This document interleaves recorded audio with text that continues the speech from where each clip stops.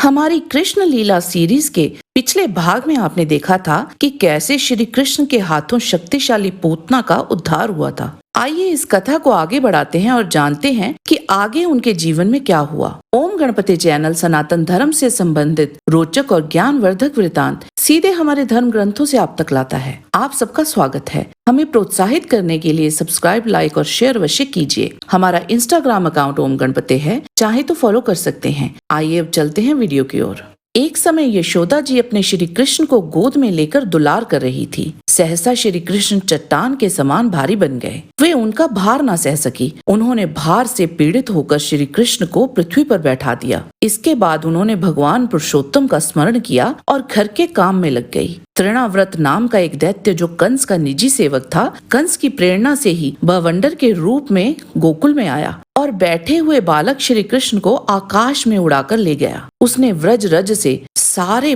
गोकुल को ढक दिया और लोगों की देखने की शक्ति हर ली। उस जोर की आंधी और धूल की वर्षा में अपने पुत्र का पता न पाकर यशोदा जी को बड़ा शोक हुआ। वे पृथ्वी पर गिर पड़ी। यशोदा जी के रोने का शब्द सुनकर दूसरी गोपियां वहां दौड़ आई। श्री कृष्ण को ना देखकर उनके हृदय में भी बड़ा संताप हुआ। इधर तृणावत बवंडर के रूप में जब भगवान श्री कृष्ण को आकाश में उठा ले गया, तब उनके भारी बोझ को ना संभाल सकने के कारण उसका वेग शांत हो गया। वह अधिक चल ना सका। भगवान ने इतने जोर से उसका गला पकड़ रखा था कि वह असुर निश्चेष्ट हो गया। बोलती बंद हो गई और प्राण पखेरु उड़ गए और बालक श्री कृष्ण के साथ ही वह ब्रज में गिर पड़ा। वहाँ जो स्त्रियां इकट्ठी होकर रो रही थी, उन्होंने देखा कि वह विकराल दैत्य आकाश से एक चट्टान पर गिरा पड़ा है और भगवान श्री कृष्ण उसके वक्ष स्थल पर लटक रहे हैं। ये देखकर गोपियां विस्मित हो गई। उन्होंने झटपट वहां जाकर श्री कृष्ण को गोद में ले लिया और लाकर उन्हें माता को दे दिया और कहने लगी, ये कितनी अद्भुत घटना घट गई। ये बालक राक्षस के द्वारा मृत्यु के मुख में डाल दिया गया था, परंतु फिर भी जीता जागता आ गया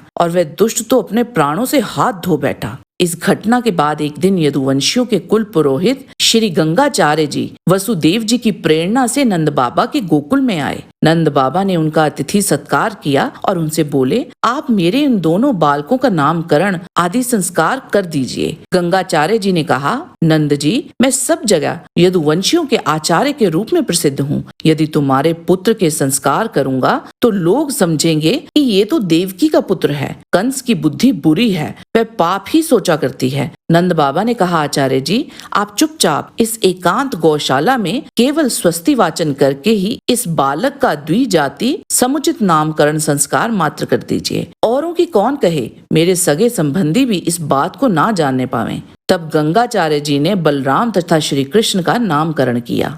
कुछ ही दिनों में राम और श्याम घुटनों और हाथों के बल चल चल कर गोकुल में खेलने लगे। जब दोनों कुछ और बड़े हुए, तब व्रज के घर के बाहर ऐसी ऐसी बाल लीलाएं करने लगे जिन्हें गोपियां देखती ही रह जाती थी। गोपियां अपने घर का काम धंधा छोड़कर यही सब देखती रहती और हंसते हंसते लोटपोट होकर परम आनंद में मगन हो जाती। एक दिन सब की सब इकट्ठी होकर नंद बाबा के घर आई और यशोदा माता को सुना सुनाकर कन्हैया की करतूत कहने लगी। वह बोली, ये तुम्हारा काना गाय दुहने का समय ना होने पर भी बछड़ों को खोल देता है और हम डांटती हैं तो ठठाकर हंसने लगता है। ये चोरी के बड़े बड़े उपाय करके हमारे मीठे मीठे दही दूध चुराकर खा जाता है। केवल अपनी ही खाता तो भी एक बात थी, ये तो सारा दही दूध वानरों को बांट देता है। जब हम दही दूध को छींके पर रख देती हैं और इसके छोटे छोटे हाथ वहां तक नहीं पहुंच पाते, तब ये बड़े बड़े उपाय रचता है। कहीं दो चार पीड़ों को एक के ऊपर एक रख देता है और कहीं उछल कर चढ़ जाता है। जब इतने पर काम नहीं चलता, तब ये नीचे से ही उन बर्तनों में छेद कर देता है।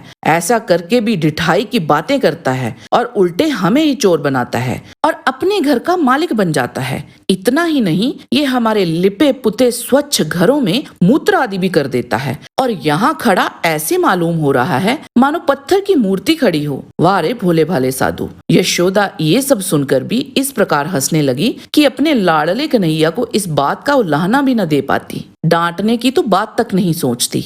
एक दिन बलराम आदि ग्वाल बाल श्री कृष्ण के साथ खेल रहे थे। उन लोगों ने माँ यशोदा के पास आकर कहा, माँ, कन्हैया ने मिट्टी खाई है। भगवान श्री कृष्ण ने कहा, माँ, मैंने मिट्टी नहीं खाई, ये सब झूठ बक रहे हैं। यदि तुम इन्हीं की बात सच मानती हो तो मेरा मुंह तुम्हारे सामने ही है, तुम अपनी आंखों से देख लो। यशोदा जी ने कहा, अच्छी बात है, यदि ऐसा है तो मुंह खोल। माता के ऐसे कहने पर भगवान श्री कृष्ण ने अपना मुंह खोल दिया। यशोदा जी ने देखा कि उनके मुंह में चर अचर संपूर्ण जगत विद्यमान है। आकाश, दिशाएं, पहाड़, द्वीप और समुद्रों के सहित सारी पृथ्वी, बहने वाली वायु, विद्युत और तीनों गुण श्री कृष्ण के मुख में दीख पड़े। ये सारा विचित्र संसार, संपूर्ण व्रज और अपने आप को भी यशोदा जी ने श्री कृष्ण के नन्हे से खुले हुए मुख में देखा। वे बड़ी शंका में पड़ गई। वे सोचने लगी कि ये कोई स्वप्न है या भगवान की माया। संभव है मेरे इस बालक में ही कोई जन्मजात योग सिद्धि हो। ये सारा विश्व जिनके आश्रित है, जिसका स्वरूप सर्वथा अचिंत्य है, उन प्रभु को मैं प्रणाम करती हूँ। आशा करते हैं कृष्ण लीला के इस भाग ने भी आपको आनंदित किया होगा।